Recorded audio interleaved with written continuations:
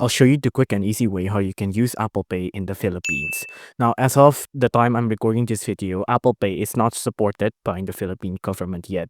But what does that exactly mean? It means that local banks like the Credit or Debit or whatever local banks you have, if you live in the Philippines, you will not be able to link it to Apple Cash or Apple Pay, right? But the way we can get around this is that, for example, if you're just a tourist who's visiting the Philippines, right? So your credit or debit card is not issued from the Philippines, right? Now, if that happens, then of course you can still use Apple Pay like you do normally, right? So if you're wondering how you can add your wallet or Apple Pay, you just have to go to your settings, go to wallet and Apple Pay, just click on add a card, and then debit or credit card, and then just click on continue.